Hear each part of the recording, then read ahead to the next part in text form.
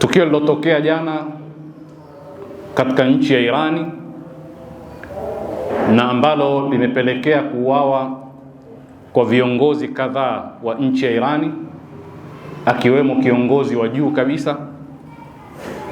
Ikiwa kama wewe utalitizama tukio hilo kwamba ni tukio linalowahusu Wafursi na wewe Mwarabu halikuhusu, au kalitizama kwamba ni tukio linalohusu Mshia na wewe Msuni hauhusiki,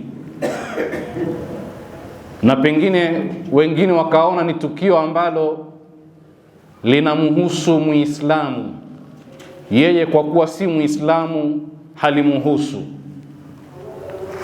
na pengine akashangilia kwa vigezo hivyo kwamba sasa Wafursi nao wamepata dharba, sasa Mashia nao wamepata dharba, au mwingine akasema la, Waislamu wamepata dharba. Itakuwa ni makosa makubwa sana ya uelewa. Tukio lilotokea ni tukio ambalo linatuhusu sisi sote na litaleta athari kubwa sana kwa walimwengu wote kwa ujumla. Kanuni zilizotumika na vigezo vilivyotumika kuivamia Irani sio vya kidini, sio vya Ufursi, sio vya Ushia, wala sio vya Uislamu. Ni zile kanuni zilizotumika kuivamia Venezuela, ambapo dunia leo hii, lau ukiwauliza rais wa Venezuela aliotangulia Nicolas Maduro na mke wake wako wapi, dunia kama ishasahau. Lakini ni kweli mnaamini kwamba bwana yule alivamiwa na kuchukuliwa na Wamarekani kwa sababu ya kufanya biashara madawa kulevya? Ndio imani yetu hiyo? Basi utakuwa na mawazo ya ajabu, mawazo yenye matege. Kwa hivyo kilichotokea ni uadui dhidi ya ubinadamu.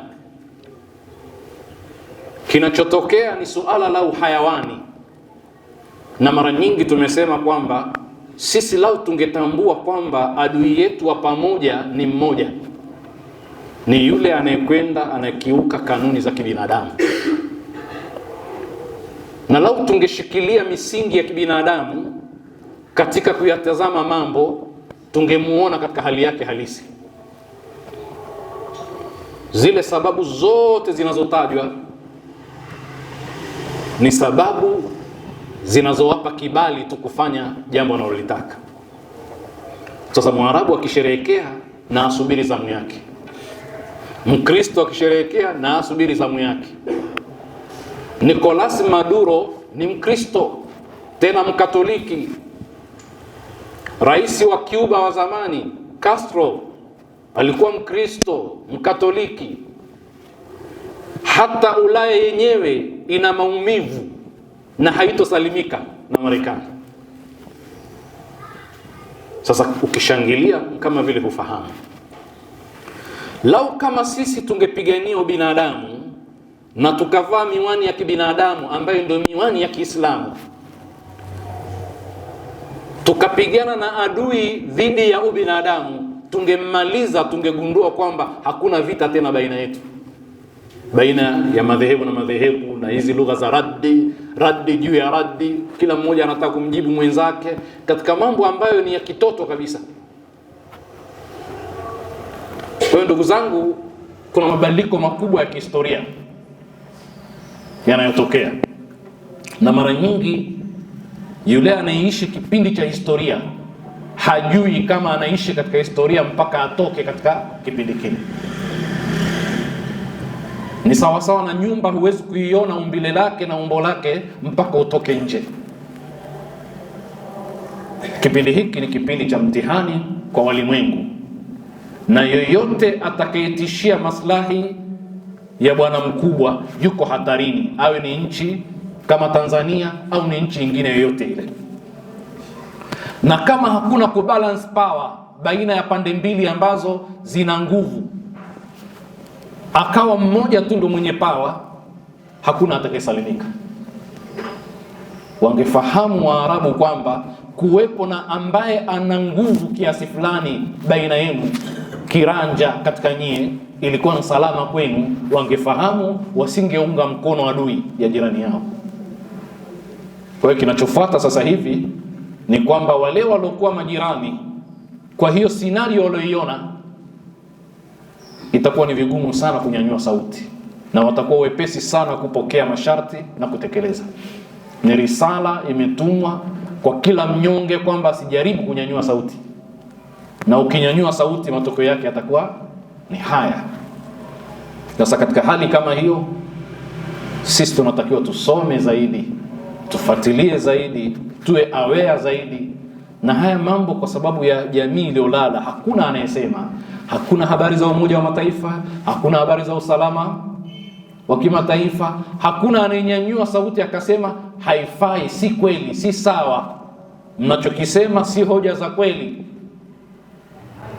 Kwa hivyo haya ni mambo ya msingi sana tuyatizame, na mimi nina uhakika kwamba karibuni tu mtaanza kusikia kwenye vyombo vya habari wenye kushangilia hayo.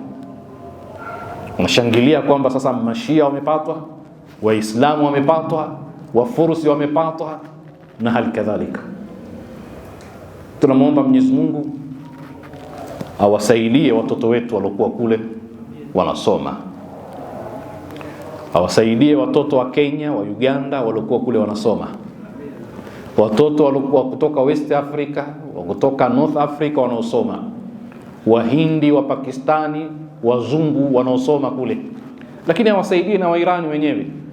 Lakini amsaidie mnyonge duniani, kwa sababu ni zama za ubabe wa mtu mmoja dhidi ya walimwengu wengine wote.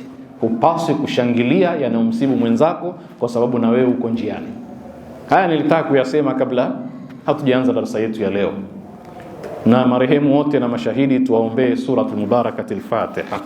Bismillahirrahmanirrahim. Alhamdulillahi rabbil alamin. Arrahmanirrahim. Maliki yawmiddin. Iyyaka na'budu wa iyyaka nasta'in.